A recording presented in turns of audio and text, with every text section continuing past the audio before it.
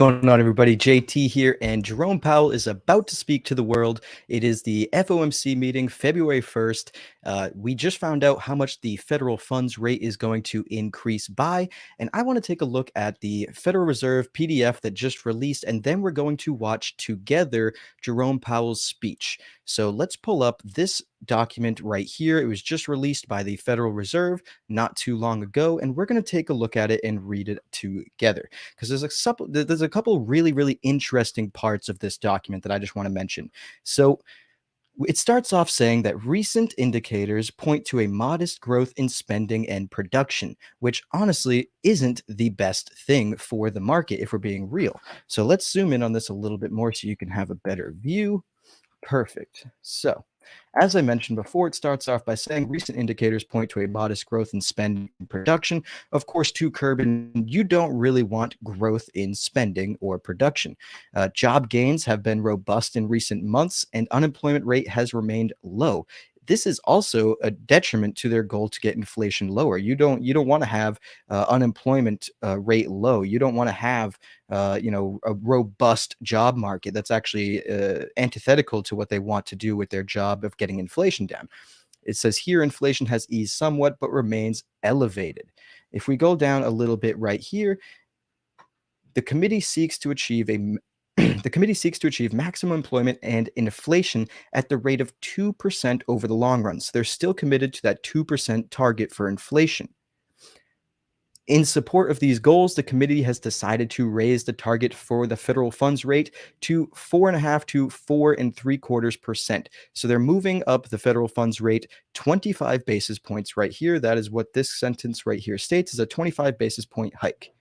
The committee anticipates that the ongoing increases in the target range will be appropriate in order to attain a stance of monetary policy that is sufficiently restrictive to return to a 2% over time. This is an important sentence because the 25 basis point hike right here doesn't seem like a lot. That seems everyone was expecting it, not a big deal. But this sentence right here implies that they're going to keep hiking until they don't have to. They're going to keep on hiking, and they're going to hike until inflation truly comes down. They're not pausing anytime soon. This sentence dissuades the idea of a pause. Let's just read it one more time. The committee anticipates that ongoing increases in the target range will be appropriate in order to attain a stance of monetary policy that is sufficiently restrictive to return inflation to a 2% over time. This is the second time they've mentioned and reiterated the stance to get inflation down to 2%. And remember, the last reading was about 6.5%. Now, if we scroll down a little bit more, there's a couple more interesting points in this, and then we're going to go on over to Jerome Powell's speech. He starts speaking in about, I believe, 7 minutes. Yeah, about 7 minutes. We'll take a look at that. Let's see. Let's scroll down a little bit. Where am I looking? Right here. Awesome. So in addition, the committee will continue. This is really interesting too. So in addition, the committee will continue reducing its holdings of Treasury securities and agency debt and agency mortgage-backed securities as described in its previously announced plans. This is quantitative tightening. So quantitative easing is essentially when the Federal Reserve is printing a bunch of money and buying up a bunch of assets in the market. And this is literally the opposite. It's mentioning that we are still very restrictive. We're in a tightening period, and the committee, aka the Federal Reserve, will continue quantitative tightening. It'll continue offloading these assets on its balance sheet, these Treasury securities, agency debt, mortgage-backed securities, and so forth. And this adds sell pressure to the market. So in this document right here, the Federal Reserve press release, they're reiterating that they're going to continue to raise rates. It anticipates that the ongoing increases in the target rate will be appropriate. And they're, of course, adding that the committee will continue to reduce its holdings of Treasury securities and agency debt. So even though a 25 basis point hike seems like, not that big of a deal, it's what we were expected. Maybe the market's a little bullish. We'll take a look at some charts in a minute. I'm not really sure. I haven't looked at the charts since this came out. But regardless, it's what they're going to continue to do. And they're going to continue to be restrictive. They're going to continue to be tightening with the monetary policy. Let's see. Here's another interesting part. The committee would be prepared to adjust the stance of monetary policy as appropriate if risks emerge that could impede the attainment of the committee's goals. And the committee's goals are full employment and inflation to 2%. So this is basically them saying if we push the market too hard, then maybe we'll consider reversing. But until then, we're committed to our goals. The goals are what's important. Full employment and inflation down to 2, which I don't really see how they achieve both of those goals. Honestly, I think they're kind of at odds with each other. But we'll see if the soft landing is legitimate. Now, one last part about this, which is really interesting that a lot of people don't pay attention to, is the committee's assessment will take into account a wide range of information. The information includes readings on labor market conditions, of course, we know that, inflation pressures, and of course, we know that, financial and international developments, of course, you know that, like the Ukraine war, Russia war, and all that jazz, supply chain issues. But inflation expectations is smashed right in the middle of there. And in my opinion, inflation expectations are the most important thing to get down because inflation, just like most things in the market, is mostly psychological. If people expect prices to go up, they're going to start raising their prices ahead of time, and it basically is a self-fulfilling prophecy. If people expect inflation to go down, they get ahead of the curve and start reducing their prices. It, again, is a self-fulfilling prophecy. Similar with, in a way, market crashes and bull runs. If enough people think the market's going to crash, everyone sells. It fulfills the prophecy. If enough people think the market's going to rebound, people start buying, and it fulfills the prophecy. Markets and inflation are largely about psychology. So inflation expectations are largely more important than actual inflation pressures. And I know that's kind of hard to uh, boil down, but that is the cold hard truth here. Now, let's take a look. We've got about 3 minutes before our man Jerome Powell comes on. So let's take a look at some charts real quick. I'll pull up some charts for anybody bearing with me, and we can take a look and see what is going on. So let's see. Charts, let's pull this back up.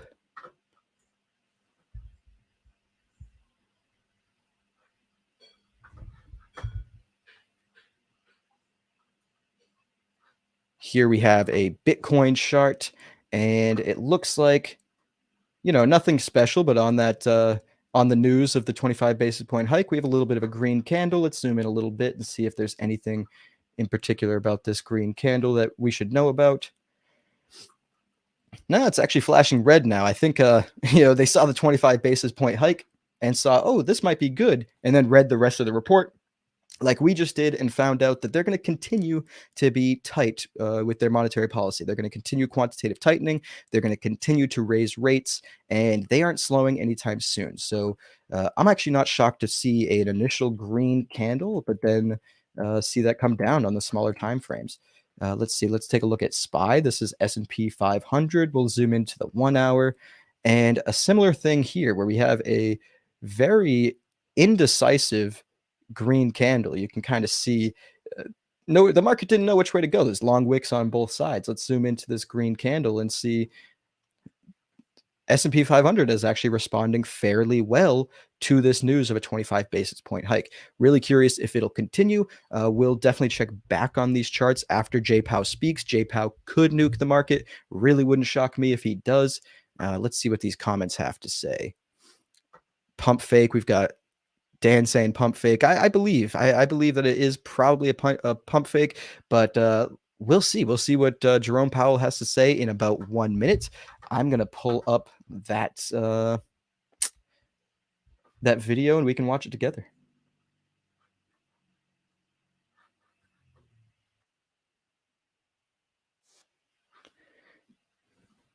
All right, so here comes the video, guys. Sorry, bear with me. Boom. Here we are. We're going to watch live February 2:30 p.m. Eastern Standard Time. It is 2:29 p.m. Eastern Standard Time, and there's a bunch of annoying wait music to this video, so I'm not going to turn it on yet. Let's just take a look at these chats and see what people have to say. Welcome, Dan. I really appreciate you loading up that live chat. It's really great. Let's see. Is it 2:30 yet? It's 2:30. Let's pull this up. Let me know if you guys can hear this video. I haven't actually done this with this system before, so we're going to pull up the video. Let me know in the chats if you can hear it. If you can't, I'll mess with the settings and figure out why you can't hear it.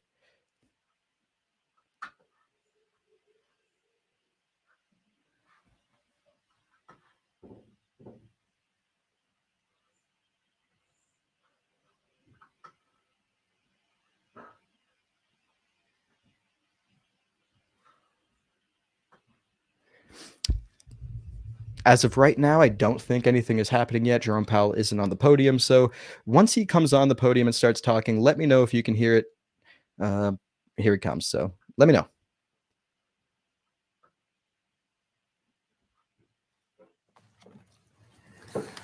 Good afternoon and welcome. My colleagues and I understand the hardship that high inflation is causing, and we are strongly committed to bringing inflation back down to our 2% goal. Over the past year, we've taken forceful actions to tighten the stance of monetary policy. We've covered a lot of ground, and the full effects of our rapid tightening so far are yet to be felt. Even so, we have more work to do. Price stability is the responsibility of the Federal Reserve and serves as the bedrock of our economy. Without price stability, the economy does not work for anyone. In particular, without price stability, we will not achieve a sustained period of labor market conditions that benefit all. Today, the FOMC raised our policy interest rate by 25 basis points. We continue to anticipate that ongoing increases will be appropriate in order to attain a stance of monetary policy that is sufficiently restrictive to return inflation to 2%. I just want to say, I know I just paused this video, but look at the S&P 500. Hold on real quick. Let's see if I can add this to oh my god, this is so funny. Literally as he's speaking, the S&P 500 is dropping like a rock. This is actually hilarious, but Jerome Powell just always knows how to ruin the fun. So let's go back to the video and see what else he has to say. But I just wanted to show that because it's really just quite fascinating how one man's words can really make or break the market. The spending and production this quarter. Consumer spending appears to be expanding at a subdued pace, in part reflecting tighter financial conditions over the past year. Activity in the housing sector continues to weaken, largely reflecting higher mortgage rates. Higher interest rates and slower output growth also appear to be weighing on business fixed investment. Despite the slowdown in growth, the labor market remains extremely tight, with the unemployment rate at a 50-year low, job vacancies still very high, and wage growth elevated. Job gains have been robust, with employment rising by an average of 247,000 jobs per month over the last 3 months. Although the pace of job gains has slowed over the course of the past year and nominal wage growth has shown some signs of easing, the labor market continues to be out of balance. Labor demand substantially exceeds the supply of available workers, and the labor force participation rate has changed little from a year ago. Inflation remains well above our longer run goal of 2%.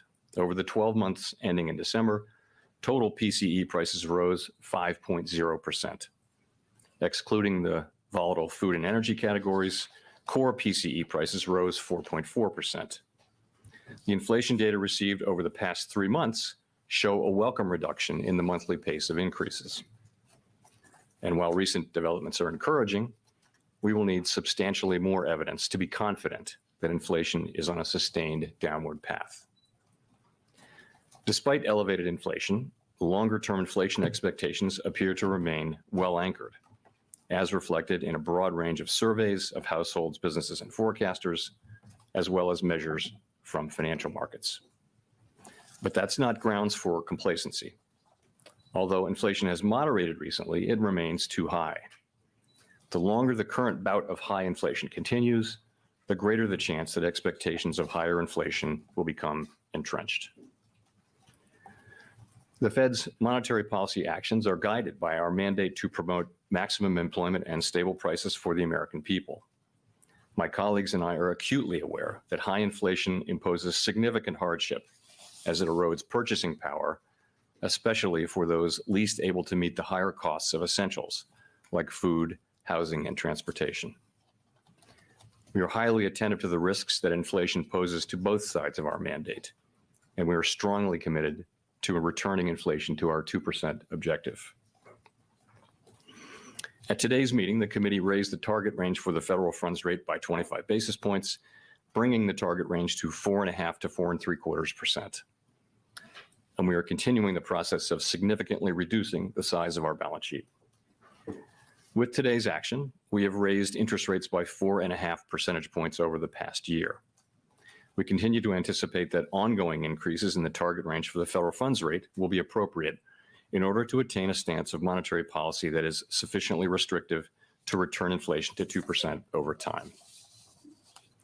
We are seeing the effects of our policy actions on demand in the most interest-sensitive sectors of the economy, particularly housing.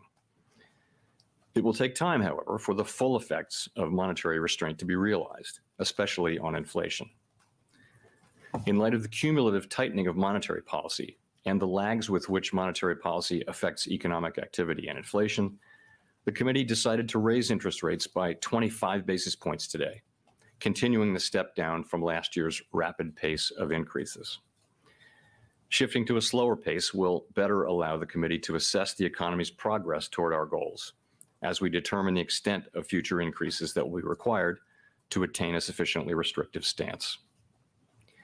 We will continue to make our decisions meeting by meeting, taking into account the totality of incoming data and their implications for the outlook for economic activity and inflation. We have been taking forceful steps to moderate demand so that it comes into better alignment with supply. Our overarching focus is using our tools to bring inflation back down to our 2% goal and to keep longer-term inflation expectations well anchored. Reducing inflation is likely to require a period of below-trend growth and some softening of labor market conditions. Restoring price stability is essential to set the stage for achieving maximum employment and stable prices over the longer run. The historical record cautions strongly against prematurely loosening policy. We will stay the course until the job is done. To conclude, we understand that our actions affect communities, families, and businesses across the country. Everything we do is in service to our public mission. We at the Fed will do everything we can to achieve our maximum employment and price stability goals. Thank you, and I look forward to your questions. Chris.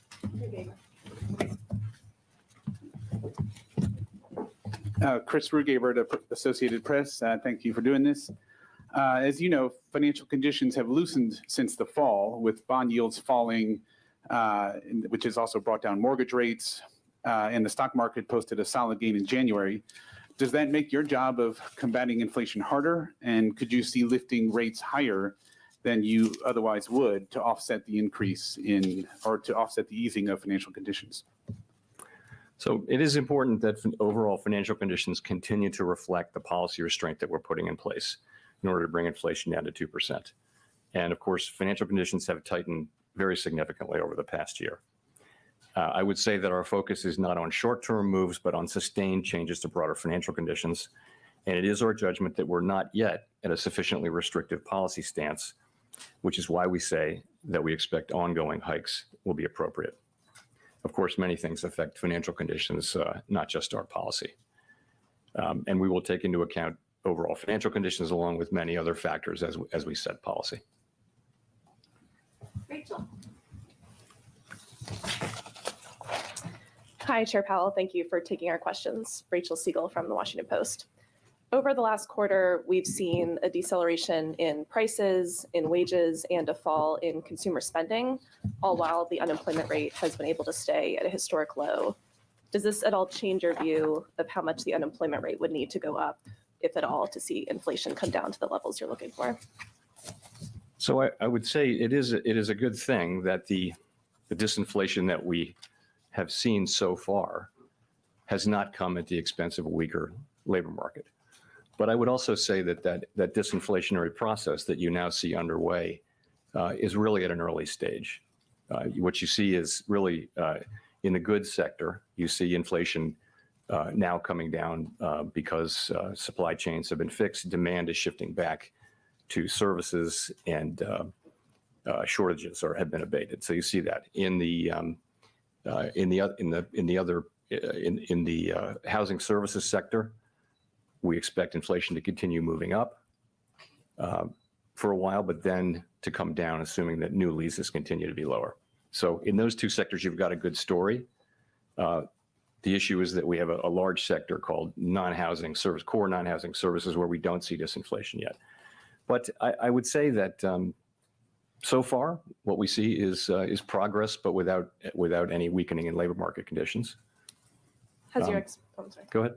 has your expectation for where the unemployment rate might go changed since December? You know, we're going to write down new forecasts at the March meeting, and we'll see at that time.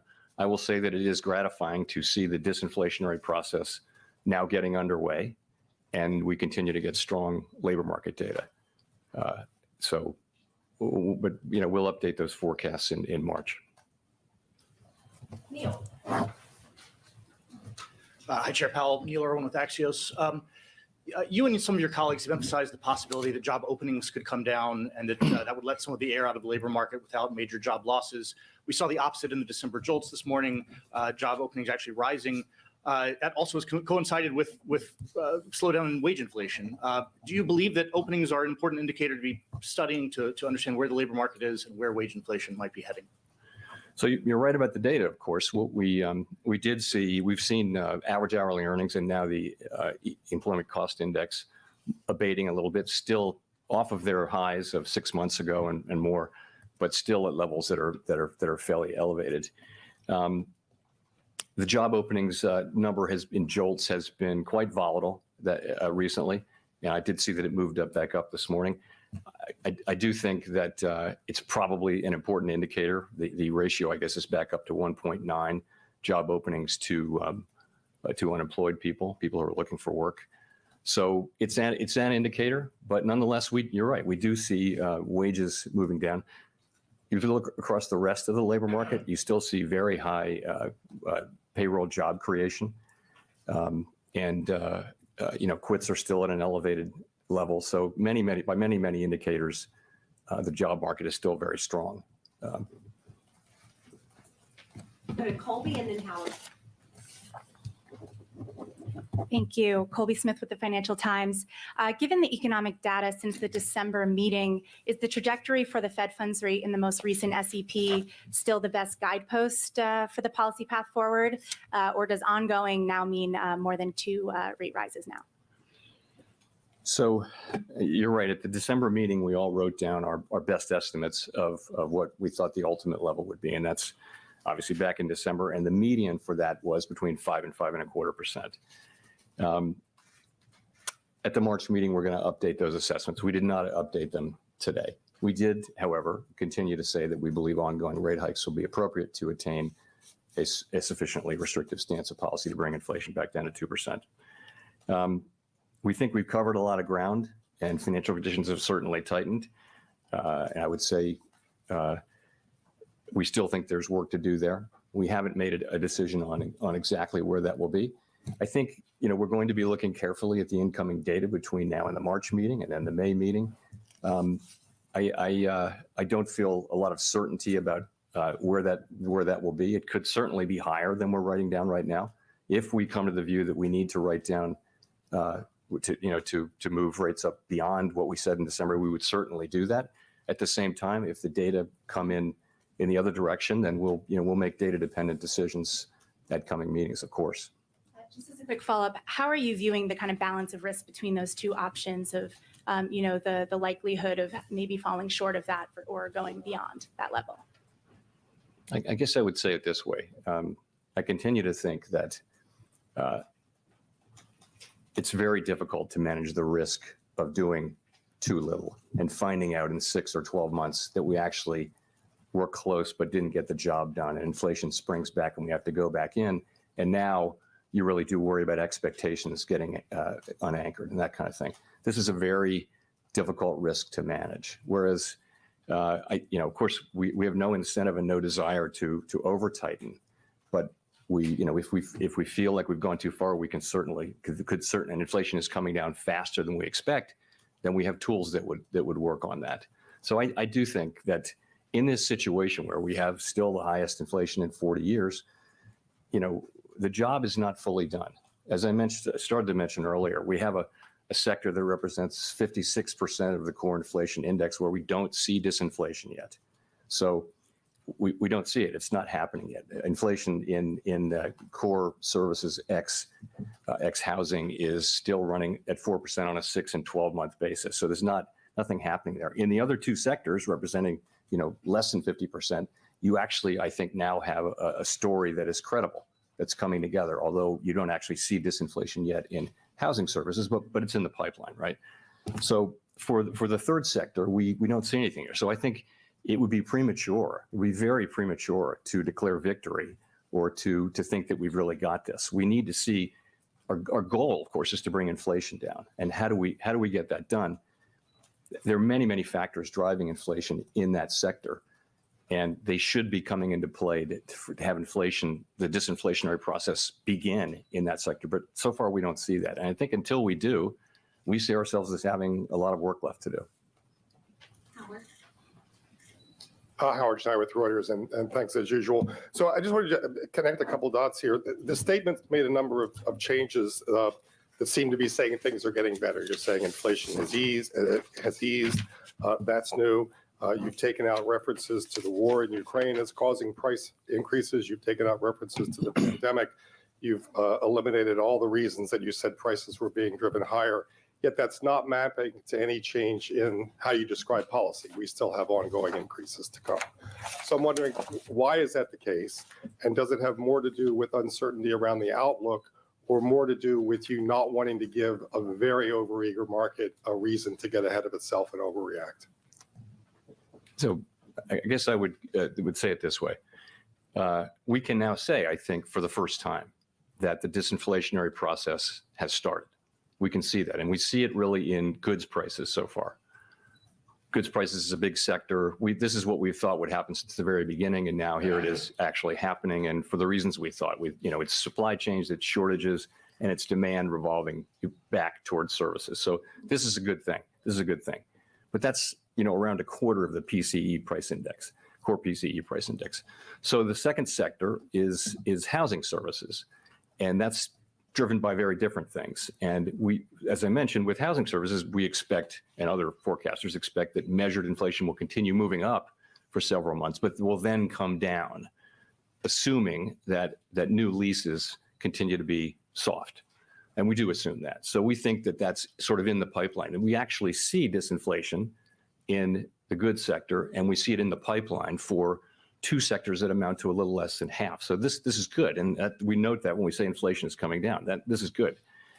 We expect to see that disinflation process will be seen, we hope soon, in the core goods ex-housing, the core services ex-housing sector that I talked about.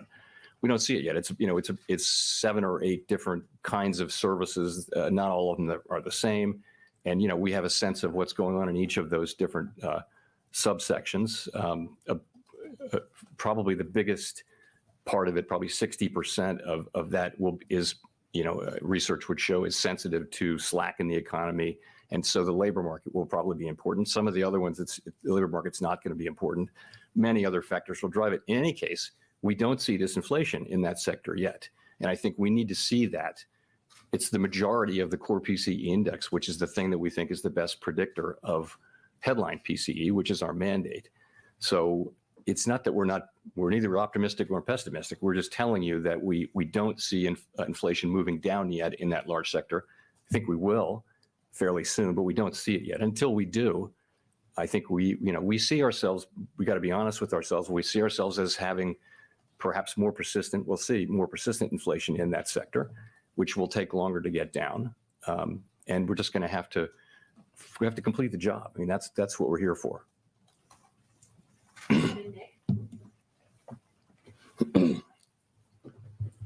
Nick Timmeros, the Wall Street Journal. Chair Powell, you observed several years ago that we learned we can have a low unemployment rate without above target inflation. And we have learned lately that inflation can come down from its uncomfortably high level despite a historically low unemployment rate. Given that, and given how much you did over the last year, why do you think further rate increases are needed? Why not stop here and see what transpires in the coming months before raising rates again? So we've raised rates 4.5 percentage points, and we're talking about a couple of more rate hikes to get to that level we think is appropriately restrictive. And why do we think that's probably necessary? We think because inflation is still running very hot. We're, of course, taking into account long and variable lags, and we're thinking about that. The story we're telling about inflation is to ourselves, and the way we understand it is basically the three things that I've just gone through a couple times. And again, we don't see it affecting the services sector ex housing yet. But I mean, I think our assessment is that we're not very far from that level. We don't know that though. We don't know that. So I think we're living in a world of significant uncertainty. I would look across the spectrum of rates and see that real rates are now positive, right, by an appropriate set of measures, are positive across the yield curve. I think policy is restrictive. We're trying to make a fine judgment about how much is restrictive enough. That's all. And we're going to, that's why we're slowing down to 25 basis points. We're going to be carefully watching the economy and watching inflation and watching the progress of the disinflationary process. Did you or your colleagues discuss the conditions for a pause at this meeting this week? You'll see the minutes will come out in 3 weeks, and we'll give you a lot of detail. We spent a lot of time talking about the path ahead and the state of the economy, and I wouldn't want to start to describe all the details there, but that was the sense of the discussion, was really talking quite a bit about the path forward. Victoria? Hi, Chair Powell. I wanted to ask about the debt ceiling.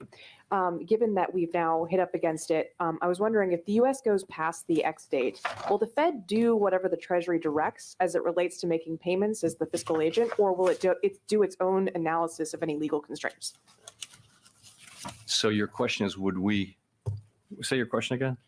Will the Fed do what Treasury directs as it relates to making payments, or will it do its own analysis of any legal constraints?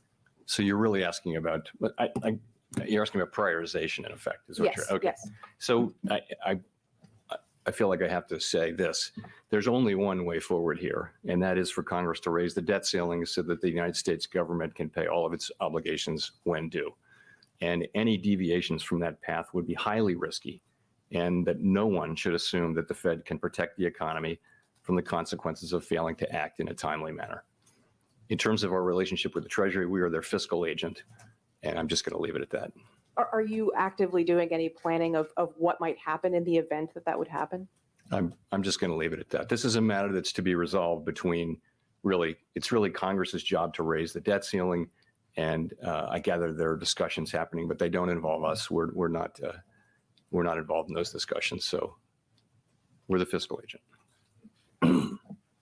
Gina, and then Steve. Gina Smilik from the New York Times. Thanks for taking our questions. I wonder, was there any discussion today of the possibility of pausing rate increases and then restarting them? Lori Logan from the Federal Reserve Bank of Dallas seemed to suggest that would be a possibility in a recent speech. And I wonder if that view is broadly shared on the committee. So the committee, obviously, did not see this as a time to pause. We judged that the appropriate thing to do at this meeting was to raise the federal funds rate by 25 basis points. And we said that we continue to anticipate that ongoing increases in the target range will be appropriate in order to attain that stance of sufficiently restrictive monetary policy that will bring inflation down to 2%. So that's the judgment that we made. We're gonna write down new forecasts in March, and we'll certainly be looking at the incoming data as everyone else will. Sorry, I should have been clear. I mean, would it be possible to take a meeting off, for example, and then resume? Could you, rather than just doing at every meeting a move, go a little bit more slowly, take some gaps in between moves? I mean, I think this is not something that the committee is thinking about or exploring in any kind of detail. In principle, though, we used to do was go every other meeting, if you remember, 25 basis points, and that was considered a fast pace. So I think a lot of options are available, and you saw what the Bank of Canada did, and they left it that they're willing to raise rates after pausing. But this is not something that the Federal Open Market Committee is on the point of deciding right now. Steve. Steve Leisman, CNBC. Mr. Chairman, the SEP has the PCE inflation rate in 2023 at 3.1%. Meanwhile, the 3-month annualized PCE is 2.1%. And you've achieved this without going to your 5.1% funds rate, which is what you have penciled in for this year. And you've also achieved it without the 1 percentage point increase in the unemployment rate, which you have penciled in for this year.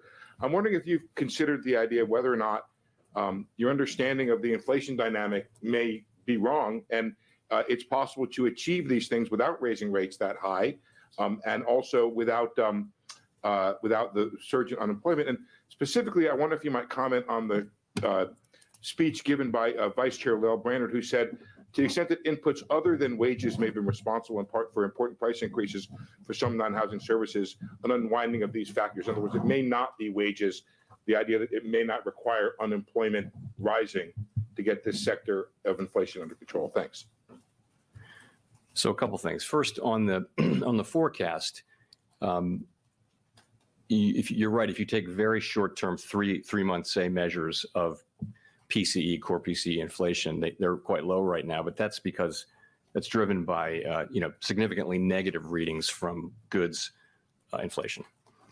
Most forecasters would think that the significantly negative readings will be transitory, and that goods inflation will move up fairly soon back up to its longer run trend of something around zero, something like that. So a lot of forecasts would call for core PCE to go back up to 4% by the middle of the year, for example. So that's really where the sustainable level is more like at 4%. So that would suggest there's work left to do.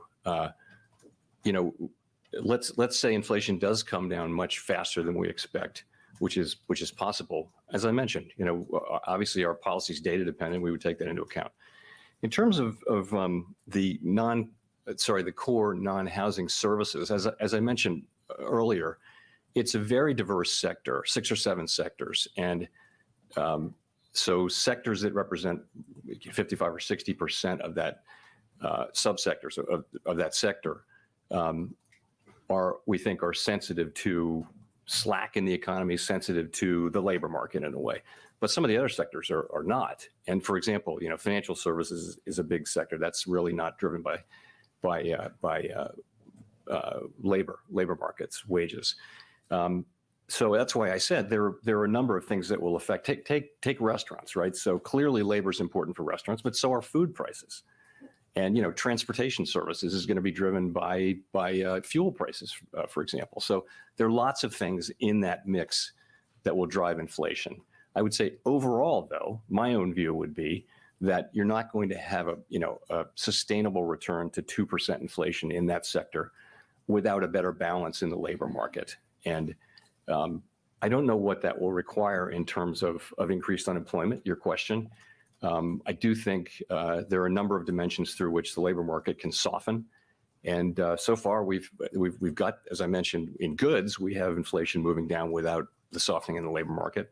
I think most forecasters would say that unemployment will probably rise a bit from here, but I continue to think that there's a path to getting inflation back down to 2% without a really significant economic decline or a significant increase in unemployment.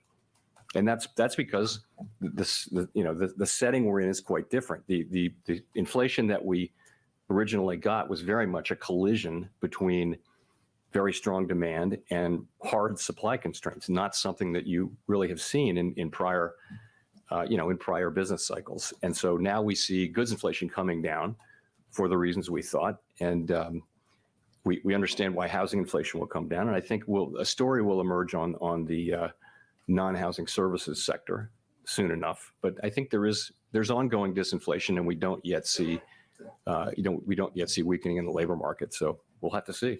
Can we get there with 5%? Certainly possible. Yeah, absolutely, it's possible. It's a question no one really knows. I think it's because this is not like the other business cycles in so many ways. It may well be that that it will take more slowing than we expect, than I expect, to get inflation down to 2%. But I don't.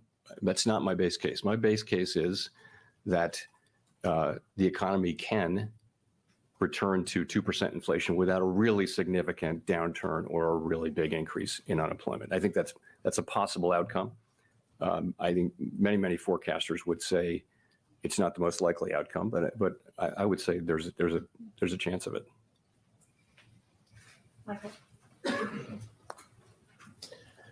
Michael McKee from Bloomberg TV and Radio. I'd like to pick up on what you were just saying about a substantial downturn and ask, with the full weight of your tightening not in place yet, and with the progress against inflation, there's still a lot of talk about very, very slow growth going forward in 2023. And the recession indicators are all suggesting that we are going to see recession this year. So I'm wondering if you've changed your view, or you have a more nuanced view of what you think the danger to economic growth is going forward, and whether you're very close to perhaps tipping it into the wrong place, which calls for more restraint on your part. So I do think most forecasts and my own assessment would be that growth will continue, positive growth will continue, but at a subdued pace, as it did last year. We had growth of GDP growth of 1% last year, and also final sales growth, which we think is a better indicator of about 1%. I think most forecasts and certainly my assessment would be that growth will continue at a fairly subdued level this year. There are other factors, though, that need to be considered. You will have seen that the global picture is improving a bit, and that will matter for us potentially. The labor market remains very, very strong, and that's job creation, that's wages. As inflation does come down, sentiment will improve. You also, state and local governments are really flush these days with money, and many of them are considering tax cuts or even sending checks. So I think that's going to support. They're also spending a lot. There's a lot of spending coming in the construction pipeline, both private and public, and so that's going to support economic activity. So I think there's a good chance that those factors will help support positive growth this year, and that's my base case is that there will be positive growth this year. Rich. Thank you. Rich Miller from Bloomberg. First of all, how are you doing? Fine, thanks. Fine. Good. Second off, I think it's earlier on in the press conference, you said you need to see substantially more evidence of inflation coming down. Can you give us some idea of what you're thinking of? You mentioned 3 months, that we've seen 3 months in a row. Governor Walters suggested he might want to see 6 months. Is it just the inflation data, or do you have to see the labor market coming back into better balance to have that substantially more evidence metric? I don't think there's a accumulation of evidence. So of course we'll be looking, by the time of the March meeting, we'll have 2 more employment reports, 2 more CPI reports, and we'll be looking at those carefully, as all of us will, and we'll be asking ourselves, what are they telling us? And soon after that, we'll have another ECI wage report, which, as you know, is a report that we like because it adjusts for composition and it's very complete. And the one we got, I guess it was yesterday, level. They're still at a level that's well above where they were before the pandemic. So I don't want to put a number on it in terms of months, but as the accumulated evidence comes in, it's going to be reflected in our assessment of the outlook, and that will be reflected in our policy over time. But I will say, though, it is our job to restore price stability and achieve 2% inflation for the benefit of the American public. Market participants have a very different job, and it's a fine job. It's a great job. In fact, I did that job for years, but in one form or another. But we have to deliver that, and so we are strongly resolved that we will, complete this task because we think it has benefits that will, support economic activity and benefit the public for many, many years. Edward. Thank you, Michelle. Thank you, Fed Chairman, for taking the questions. So you've talked about we had solid job growth. I'm Edward Lawrence from Fox Business, by the way. We had solid job growth, a slight falling in the increase in consumer spending. It seems so far it's been relatively mild from the economy to go from a 9.1% CPI inflation to 6.5% CPI inflation. Is the hard part yet to come to go from 6.5 to 2? I don't think we know, honestly. You know, so we, of course, expected goods inflation to start coming down by the end of 2021. And it didn't. It didn't come down all through 22. And now it's coming down, and it's coming down pretty fast. So I would say this is not a standard business cycle where you can look at the last 10 times there was a global pandemic and we shut the economy down and Congress did what it did and we did what we did. It's unique. So I think certainty is just not appropriate here. Inflation, it's just harder to forecast inflation. It may come down faster. It may take longer to come down. And, you know, our job is to deliver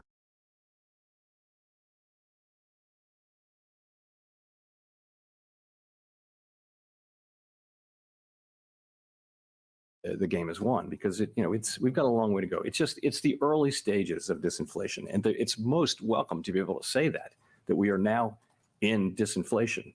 But that's great. But we just see that it has to spread through the economy and that it's going to take some time. That's all. How long do you see then the federal funds rate remaining at this elevated level? You know, so my forecast and that of my colleagues, as you will see from the SEP, and I mean, there are many different forecasts, but generally it's a forecast of slower growth, some softening in labor market conditions, and inflation moving down steadily, but not quickly. And in that case, if the economy performs broadly in line with those expectations, it will not be appropriate to cut rates this year, to loosen policy this year. Of course, other people have forecasts with inflation coming down much faster. That's a different thing. You know, if that happens, if inflation comes down much faster, you know, then we'll be seeing that and it will be incorporated into our thinking about policy. Simon. Thank you, Chair Powell. Simon Rabinovich with The Economist. May I ask a further question about the language around ongoing increases? That, of course, implies at least 2 further rate rises. If you look at Fed Fund futures pricing, the implication is that you'll raise rates one more time and then pause. Are you concerned about that divergence? Or do you think if everything breaks right, is that a plausible outcome? I'm not particularly concerned about the divergence, no, because it is largely due to the market's expectation that inflation will move down more quickly. I think that's the bigger part of that.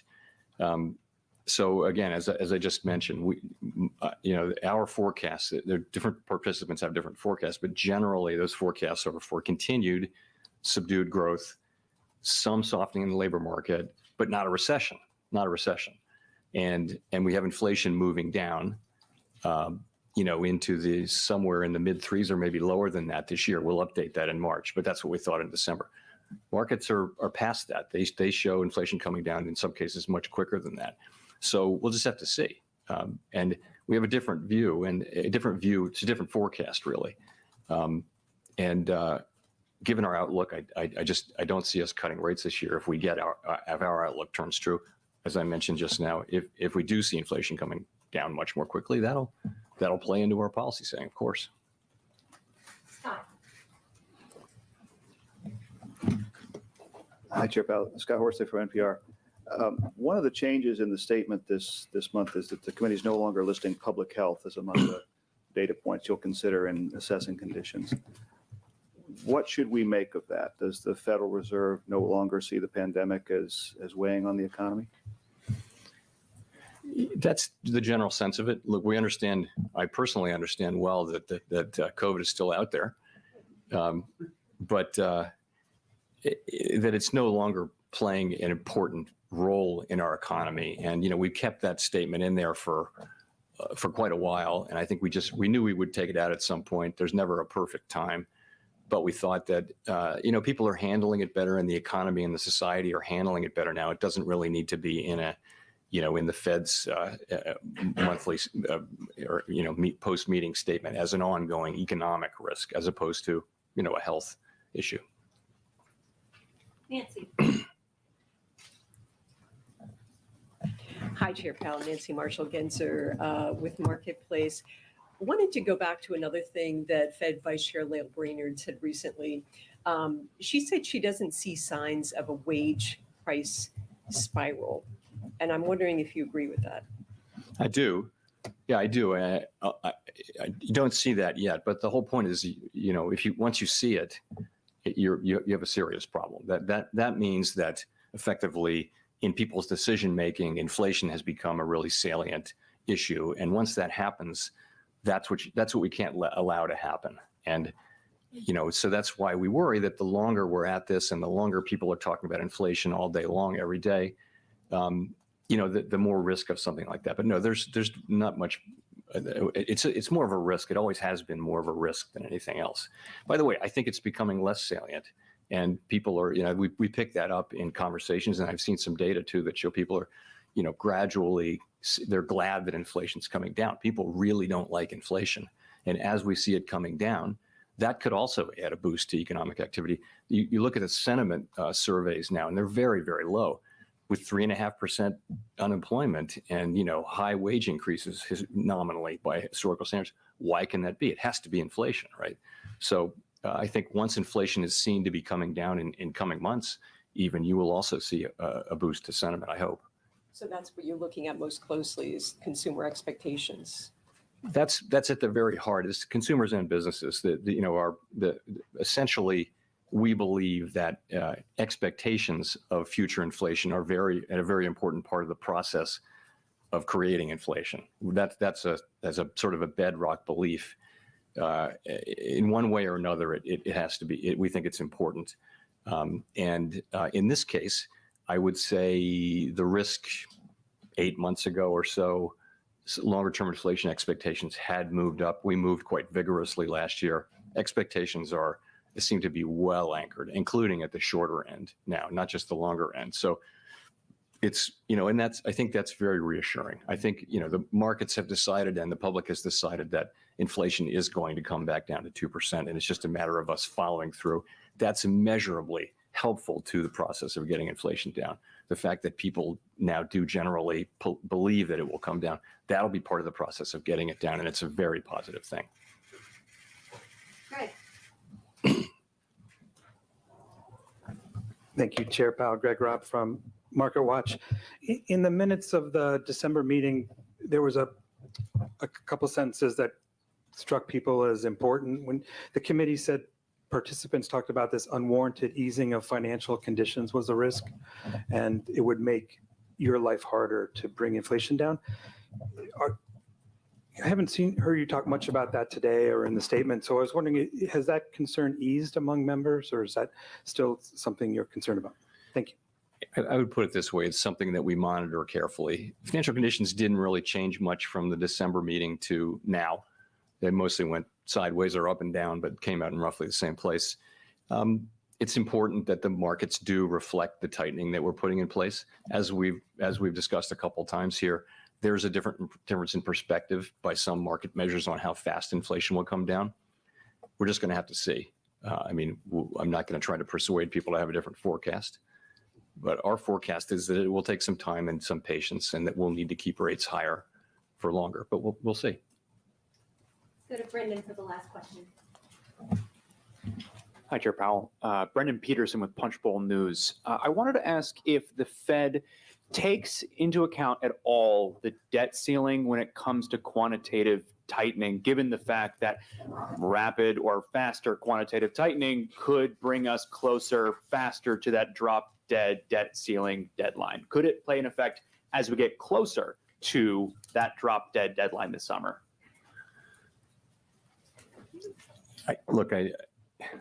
It's very hard to think about all the different possible ramifications, and I think the answer is basically I don't think there's likely to be any important interaction between the two, because I believe Congress will wind up acting, and as it will and must in the end, to raise the debt ceiling in a way that doesn't risk the progress we're making against inflation and the economy and the financial sector. I believe that will happen. I believe it will happen.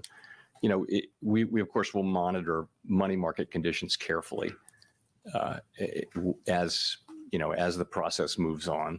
For example, the Treasury General account will shrink down and then it will grow back up, and we understand there'll be lots of flows between there and the overnight repo facility and reserves.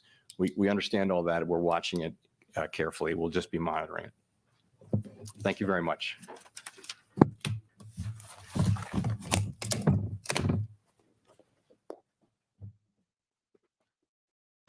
All right, so that was the meeting with Jerome Powell, the FOMC meeting. Let's take a look at some charts real quick and see how what he said really affected the market. Because in my opinion, it had a good it had a good effect on the market. So let's take a look at it now. Things seem to be coming back a little bit, but let's take a quick look. Boom. All right, so here we go. We've got some charts right here. Let me put this right here.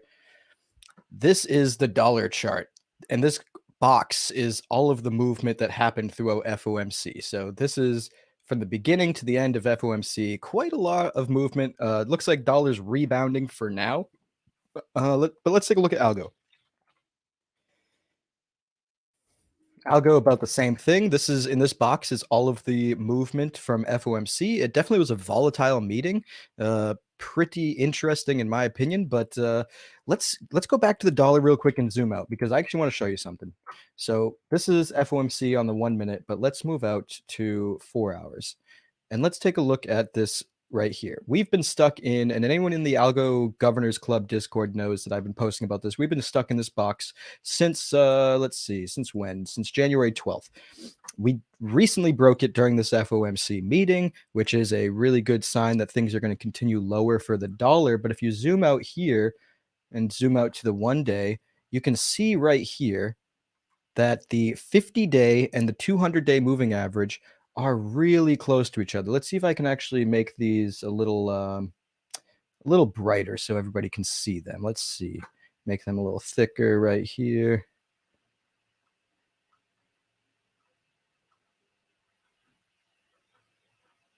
Cool. Let me know if you can see these a little bit better now. This right here, the death cross that's about to happen is the 50-day moving average crossing the 200-day moving average, which signals a long-term bear market. And if we just extrapolate this out a little bit, that'll probably happen in, let's see. Honestly, at this rate, that'll probably happen by the first week of February, February 5th or 6th. So really just like 4 or 5 days from now, that'll probably happen. And it is more likely it's going to happen now that we've had this big move down, because to negate this this death cross right here, this bearish cross with the 50-day and the 200-day MA, this price would have had to get back above the 50-day moving average to start pulling it back up before it crossed. And since that FOMC meeting gave us a big red candle, the likelihood of us getting back above this 50-day moving average before the 6th is very slim. So the likelihood that we get a death cross on the dollar is super high, and that's likely to happen within the next 4 or 5 days, and that'll signal a large bearish movement for the dollar, which will likely signal a large bullish movement for crypto. Let's take a look at Bitcoin right here. Bitcoin is recently now above its 50-day moving average. I mean, the 200-day moving average right here in red. You can obviously, I'll put a box over it so you can see. You can see right here, we are over the 200-day moving average, with the 50-day moving average right here heading up quickly. Like it's heading up very quickly. And at this rate, we'll likely see a golden cross, the opposite of a death cross, honestly, probably by the 2nd week of February. So the 1st week of February, we might see a death cross on the dollar, and a 2nd week of February might bring a golden cross on Bitcoin. Honestly, really good signs. Let's take a look at the entire crypto market right here. Pretty much a similar story. 50-day moving back up, the 200-day, we're not above the 200-day yet. We are above the 200-week, which is a good sign. Let's see how the stock market is reacting. We've got SPY right here.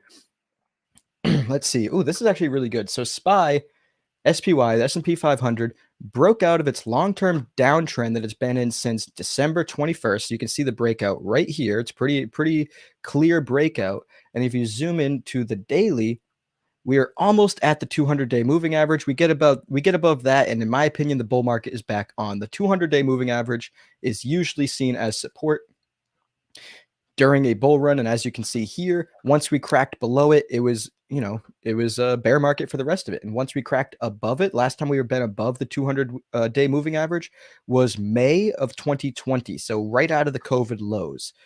So honestly, things are looking really, really good in the market. I'm getting more and more bullish as time comes.